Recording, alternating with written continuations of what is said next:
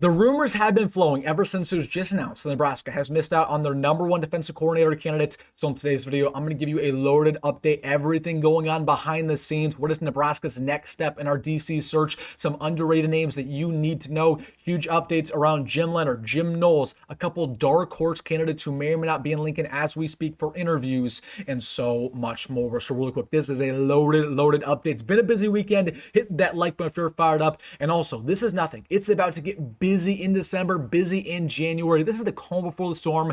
And folks, this is the only channel on Nebraska YouTube that posts content just like this, talking coaching carousel, talking the transfer portal, talking recruiting. If you want to stay in tune with the Huskers this offseason, it's no burn. Take 2 seconds, join the family. Hit that subscribe button. Thank you so much.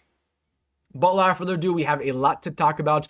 The rumors have been flowing ever since it was just announced Nebraska has missed out on their #1 defensive coordinator candidate coming out of Toledo, Vince Kehres. He has declined the Nebraska position, and he will be the newest DC with the Syracuse Orange. So I'm going to clear up all the speculation, all the incorrect rumors. Why did this happen? Did Nebraska actually have an offer on the table? Did he decline us? Why did it happen?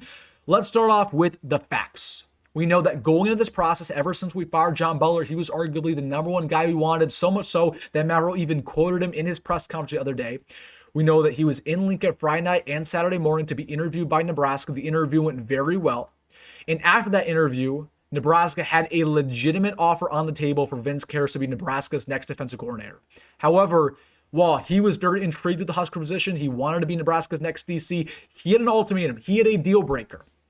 Vince Kehres asked Matt Rhule if he were to be our next DC, he needs to bring alongside him the current DB coach with Toledo. And Matt Rhule declined. Matt Rhule said, you know what? While Vince Kehres, you're a very good defensive coordinator, we feel good about the guys we already have. We feel good about Ashton Williams. We feel good about Phil Snow. We just don't have room for Toledo's DB coach. And Vince Kehres said, you know what? I love this Nebraska opportunity, but I'm a loyal coach. There's a reason why I've been successful at every single stop I've had in Mountain Unit and Toledo. And wherever I go to be a defensive coordinator, I need to bring alongside my guys. So he declined the Nebraska job. He took the Syracuse job just a couple hours later. By the way, he's bringing alongside Toledo's DB coach with him. And Nebraska now moves on. We go on to our next couple candidates.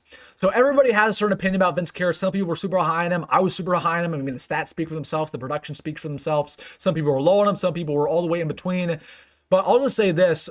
It's really going to be hard for Nebraska to get a better candidate than him. I know some people are going to have some lofty expectations, and we'll talk about it as the video progresses. But Vince Kehres is the reason why he was our #1 guy. He was getting interest nationwide from Penn State, from Michigan State, from Syracuse, Nebraska. It wasn't a money thing. He didn't take the Syracuse job because of money. We offered more money than Syracuse, but he's loyal. He's a great coach because of that, and he will be a great fit over there with the Orange. So before we get into all the rumors, some coaches that we need to have our eyes out for, what's going on right now, who potentially is in Lincoln right now being interviewed, I want to remind everybody of the 7 qualifications that we need to have in Nebraska's future defense coordinator, because this will quite literally make or break Matt Rhule's entire tenure in Lincoln. #1, we need a defensive coordinator with strong experience, at the very minimum 5 or 10 years of being a defensive coordinator, hopefully in the Big Ten or the SEC. We need somebody who is a great recruiter. Recruiting wins. We need somebody who knows how to recruit. We need somebody who's energetic and innovative, always trying to improve themselves. We need somebody who's an up-and-coming future head coach. The Nick Saban philosophy, you do not want to get complacent defensive coordinators who are at the end of their career. You want to get these up-and-comers who are always trying to be on their A game, who are always trying to improve. That's how you're going to find the best defensive coordinator possible. We need somebody who runs ideally a 4-3 or a 4-2-5. Ideally a 4-2-5, given that's, again, the new wave, right, in modern-day college football. We need somebody who's not coming off of being fired, who has a background with great defensive line production, arguably has been a defensive line coach in their past. And more than anything, more than any of the other qualifications, I don't care where it's been, Big Ten, SEC, NFL, D2, D3, we need a defensive coordinator who is a winner, who knows how to win. That's the bottom line. So that being said, let's get into the big-time updates, some candidates that we need to look out for. There has been a lot of smoke over these past couple days, over these past couple hours around the former Georgia Tech head coach Geoff Collins potentially being Nebraska's next defensive coordinator. Now, let's set the stage. We know that, of course, he was at Georgia Tech.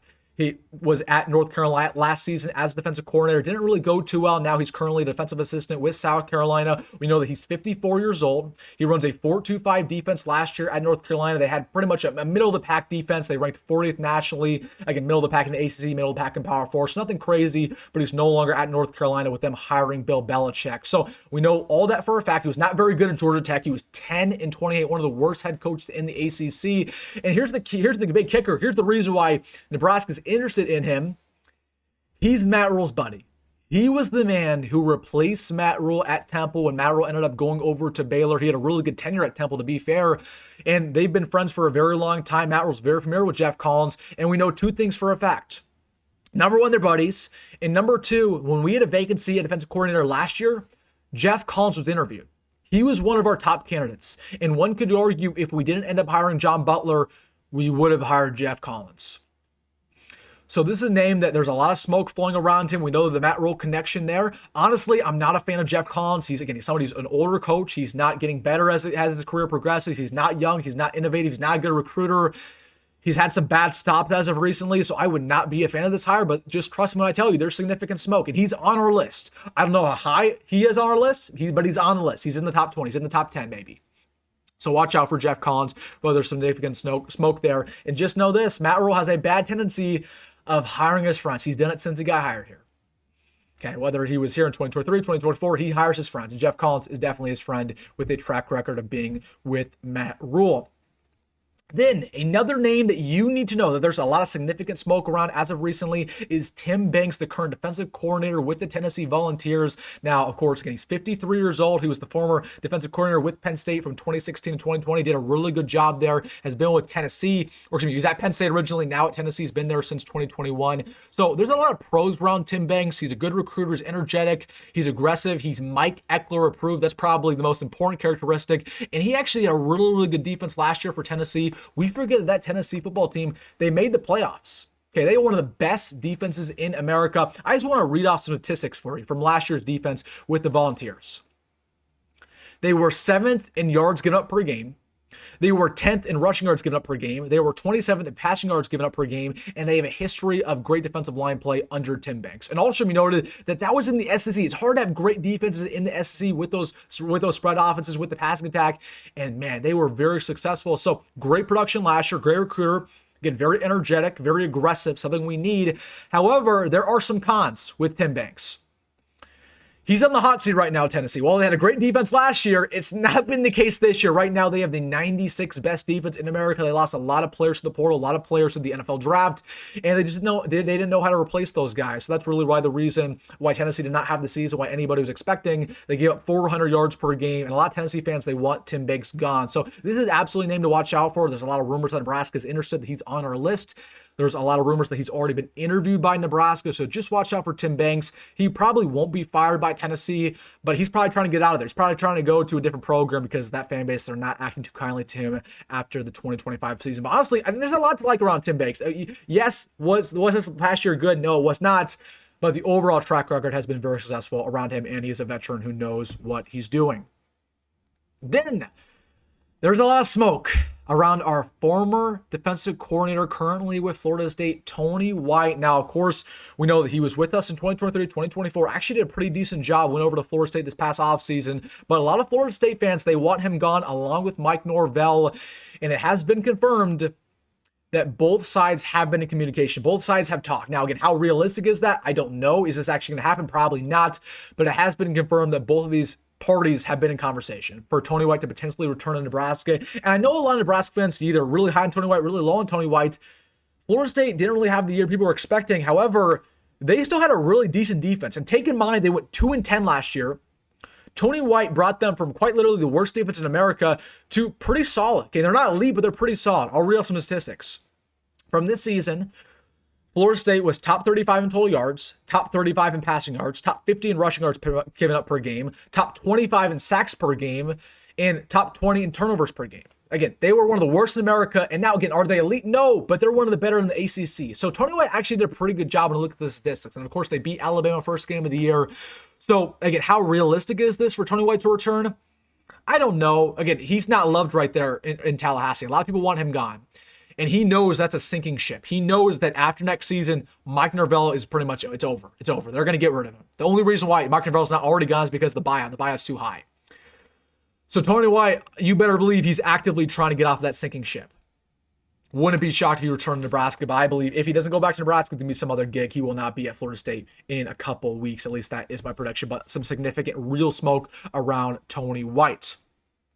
Let's get to a huge update. Some big news around the current defensive pass game corner with the Denver Broncos former defensive coordinator of the Wisconsin Badgers, Jim Leonhard. Now, we talked about him the other day. I told you guys, well, he's a legit candidate. I just don't know how realistic it is. However, we just received news that he may or may not be in Lincoln as we speak for an interview. Now, we've been tracking flights over these past couple days. I was the first one to report that Vince Kehres was in Nebraska for an interview. And this was posted yesterday on Twitter that there was a private plane, the same plane that took Vince Kehres to Nebraska, by the way. This is the same plane. After they dropped out Vince Kehres, they went to Denver and they went back to Lincoln. Guess who's in Denver? Yeah, our guy here, Jim Leonhard. So we'll see how real this smoke is. Again, there's a lot of smoke that Nebraska is involved. Nebraska has contacted him. That's almost confirmed. Now, there is a couple holdups right now with the staff. The staff does not love the fact that he's been out of the college game for a couple years now. There's also a statistic rolling around that Jim Leonhard's defenses have dropped off after the first 60 snaps of the ballgame, that they're not very good over the course of a year, going to November, going into the fourth quarter. So that's something that the staff is a little bit worried about. But again, I mean, Jim Leonhard, this is a home run hire, right? Those are the only things they're concerned about. But if there's a real offer on the table, we'll see if Jim Leonhard takes it. I think there might be. But again, it's not really if Nebraska wants him. It's really if he wants Nebraska, because he's being offered by schools nationwide. He's declined 1 million jobs. What makes Nebraska different? What makes Nebraska different? That's the question. So we'll watch this around Jim Leonhard. Again, track record speaks for itself, one of the best defensive coordinators in his time with Wisconsin. But he's made it very clear the reason why he's declined all these coaching jobs the past 3 years is because he really loves his job in Denver. He loves being in the NFL. He loves raising his family in Colorado. It's going to take a phenomenal opportunity for him to abandon that to go over to Nebraska. It's going to take a lot of money, maybe. It's going to take a lot. So we'll see, but get some significant smoke around Jim Leonhard. He may or may not be in Lincoln as we speak for an interview. Again, we're tracking the flights. We're tracking the flights, and usually they're pretty correct this time of year. Also, want to talk about Jim Knowles, another guy that I've been watching when it comes to the plane tracker. Now, I was checking the planes last night, and there was a plane that went from State College to Lincoln. It was a private plane. Now, again, I don't know this for a fact, but again, it's private plane season. Nebraska, they're sending private planes for, again, all these DCs to interview them and want to interview them in Lincoln. Jim Knowles is a name I'd watch out for because it was just confirmed that he will not return to Penn State next season, that Matt Campbell has hired a brand new defensive coordinator, and he's going to be a top dollar guy. He's going to go somewhere else.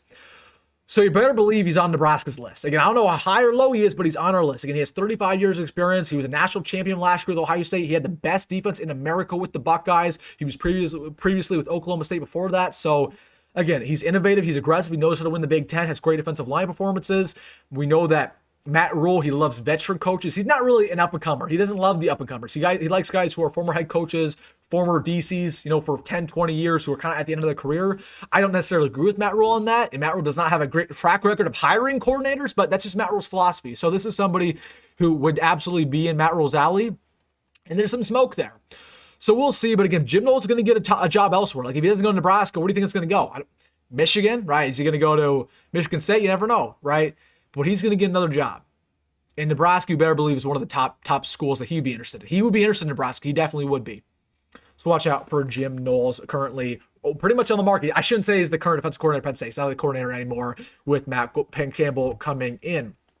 And also, I want to address this. There was an article that was written by On3 yesterday, and it was an update around the whole DC search, and they listed Phil Snow as a legit candidate to be our next defensive coordinator. Now, I want to make this very clear.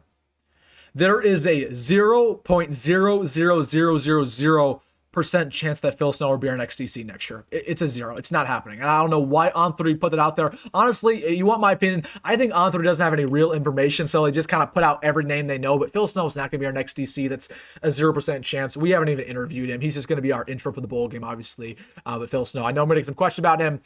He's not even a candidate. He's not a real choice, along with some other guys. Again, now Ndamukong Suh's not a real candidate. Bo Plea's not a real candidate, right? We're getting top dollar hires here. We missed out on Vince Kehres. It is what it is. That's a process. That's the coaching carousel. We got to go down the list. And a lot of people are going to ask, Wilson, when is this going to happen? When are we going to get an announcement? At this point, with the way it's working, at least in the next 2 weeks, this move will be made by Christmas. It will be, because they know how important it is to get our defensive coordinator hire situated up into the portal, because we need somebody who's been in Lincoln, who's starting to be familiar with the facilities, familiar with the coaching staff, so we can attack the portal effectively. If we do not have a defensive coordinator by January 2nd, that's a huge issue. So I think we'll get somebody by Christmas. So they can get to Lincoln, they can get situated, and they get ready to go to attack the portal at a high level. So watch out for that. It's going to happen very quickly. I could even see some happen next weekend. You never know. All right, guys, let me know your thoughts down below. Everything. Hey, if you missed, the like button, subscribe. As always, go my rule, and I'll see you in the next one.